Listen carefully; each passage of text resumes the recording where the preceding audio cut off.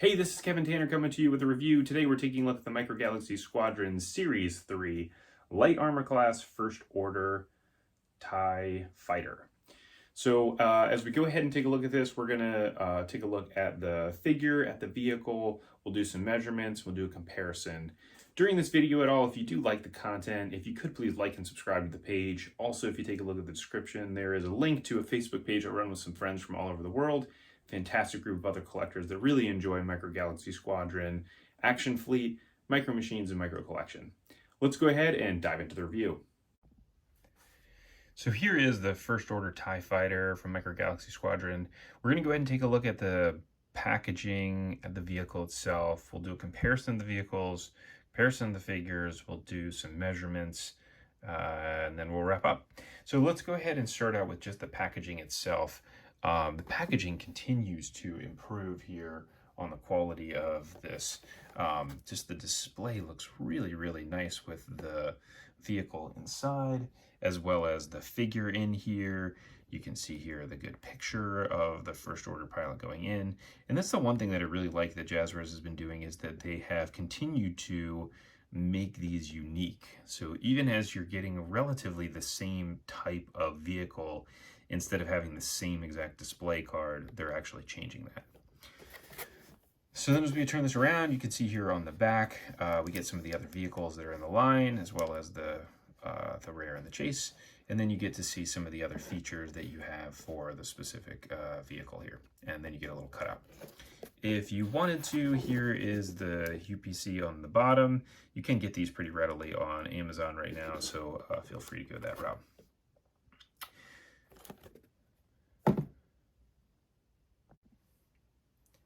Now, once the box is opened up, I want to show just a little more about it. So here on the card backing, we do actually get the Millenium Falcon from the sequel trilogy. So we get this rectangular radar dish.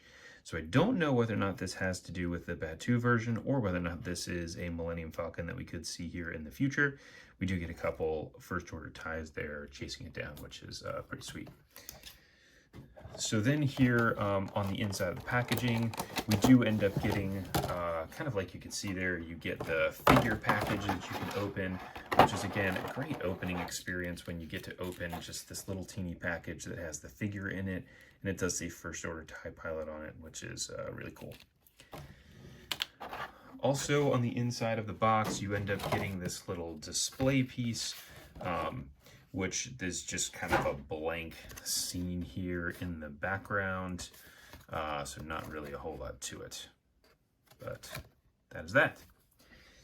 So now let's go ahead and dive into the figure. So let's do this first. So we'll take a look just at the First Order TIE Pilot, and the details on this thing are incredible. There's not a whole lot of color to it, which just that one little tiny piece of silver that's right there on like the, whatever that chest plate is. But you can see he's got the one little hose that's coming out of the helmet. He's got, he's got great detail on the back. I mean, you've got like the ripples in the pants and the sleeves. The helmet actually has eyes on it, which is really nice. Again, you can't really see them that well. Like, you can see it definitely as I'm moving it around. When it's just standing there, it's just all black. So you can't really see a whole lot of the detail, but it has a ton of detail in it. So this guy here will stand at 1 inch tall, just like all of the other figures. And so I want to do just a quick comparison as we move down the line from the First Order TIE Pilot to some of the others. So if we go first to, let's go to the Series 1 TIE Pilot. So this is the Series 1 TIE Pilot. So you can see, again, some really nice detail in the figure. Maybe not quite as crisp as what we're getting on the Series 3 version, but not terrible. It's just got the two little dots there on the helmet. So then as we go to Series 2, where we get the battle damage TIE Fighter, they actually get a matte finish there on the pants and on the sleeves. We get a little bit more paint there on it. The details are a little more crisp. The lines on the legs look a little bit nicer. On the back looks good. So it's getting better. And then we get the First Order one. So again, really cool to see the evolution of these as they've continued to improve the line. So now let's go ahead and dive into the First Order TIE itself. So this thing looks really, really cool. You know, I was not a huge fan of the sequel trilogy, but I really do enjoy this specific TIE fighter. I mean, this looks really, really sweet with it all black like this. So there are definitely some differences beyond, obviously, the color, which we'll kind of run through here. So starting with the wings, on the wings here, obviously you get the difference in the paint application or the coloring. You get this gray and the black. And then when you actually pop these off, so they do disconnect. So it's pretty tight fit here. I'll go ahead and pull this one off of here. The one thing that is interesting about this is these wings are not interchangeable with the standard TIE fighter, mainly because of the positioning of this D-ring. So you can see here is the male end of the D-ring where the flat part is pointed towards the rear of the ship. In the TIE fighters and in the Outland TIE, the flat part is on the bottom. So that was, I guess, just an adjustment that they made. And you can see the same thing actually inside the hole here. If you look really closely, you can see the flat part up against the side. So obviously on this wing, on the inside of the wing, again, this looks different than what you're going to get in your standard TIE fighter with this gigantic panel on here, which seems to, on this, add some more support. So this is a really hard plastic. I mean, this thing is like, I'm putting some good pressure on it and I can just barely move it. Versus the Series 1 TIE fighter where, I mean, you can see I can bend that really easily. Now it obviously doesn't have that strut in there as well. So I don't know whether or not that's just a change in the quality of the plastic, but it's definitely harder than the other versions. So the other thing that's really nice about this that's relatively obvious is the guns, which look really freaking cool. So I didn't even realize this when I had seen some pictures of it, but you can actually see those guns stick out there on the bottom and they look really awesome. So much cooler than what you're going to see on just the standard TIE fighter where it's just two basically little dots. Now the other thing here is we do get this little part here, this little antenna that's sticking up. And then you obviously get on here the front. You can see that the window is tinted red. I really love that they do that. I mean, again, with the first version that they don't have anything tinted at all. I mean, it's just black paint here on the top of the cockpit. And this one is tinted. You can see that with the light there on the top as well. It's just an awesome, awesome feature. It makes the quality of the ship that much better. The other thing that you can see here is you can see there as I move my finger around in the back, just the negative space between the two little struts here on the side strut that's connecting it to the wing. I mean, again, it's really awesome detail. It would be very rare to see a vehicle like this at this scale with that type of negative space. It just seems like something that'd be really easy for somebody to break, but it's not. Again, it's still relatively firm. So as we turn this thing around, we take a look at the back.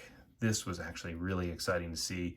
So one thing you can tell right here in this engine area is that it's detailed instead of it just being a flat black like area. There's some, vent in there. And the other thing that's really cool is the positioning and the orientation of the engine. So of the lights really, that they're vertical versus what you would see in the standard TIE fighter where they're horizontal. They're going to be on either side of the engine. And then there's, again, you can see that flat black in there.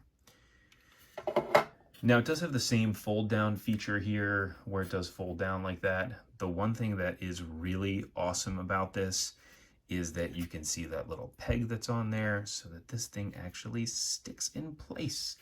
Unlike with this TIE fighter or with the other one, if you do this too much, you can see it gets really loose And you could imagine that over time, if you kept flipping that thing up and down, it would just continue to fall down. You'd almost have to tape it in place. So really nice to see that detail. And then on the bottom, you get our little push button here to be able to eject the pilot, just like we have in the other TIE fighters. So now let's go ahead and open up the cockpit. Again, look at that red tint there. That red that you're seeing there on the video looks it's exactly what it looks like in person. I mean, that is so freaking cool. So here, as we look inside the cockpit, you can see there's the little ejector to be able to launch the pilot out of there if you need to. Some great features in there with the cockpit. You can see this little piece that's right in there in the middle is actually to help keep the figure stable inside so it doesn't bounce around.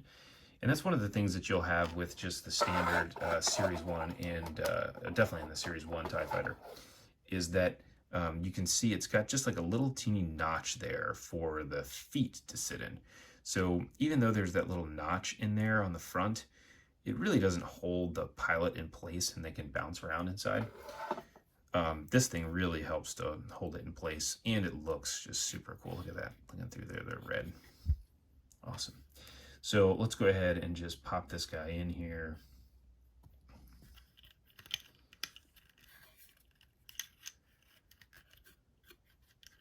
There we go. So you can see how his feet are in there. I don't have him all the way down in. I got to just get his hips bent to 90 degrees to really get him in there. But we can then close the cockpit, and there we go. So overall, I would say this thing is awesome. I mean, you can tell just by the length of the video here as I'm making this, there is just so much to this that's cool. The details on the wings, the details on the cockpit, the details inside the cockpit, the paint application, super cool. So anyways, let's do some measurements. So we're just over 3 inches, maybe 3¼ inches here front to back. Top to bottom, just under 4. Side to side, you're at 2 3/4. The cockpit area itself is about 1 1/4 tall. And so again, you can see this compared to the Series 1.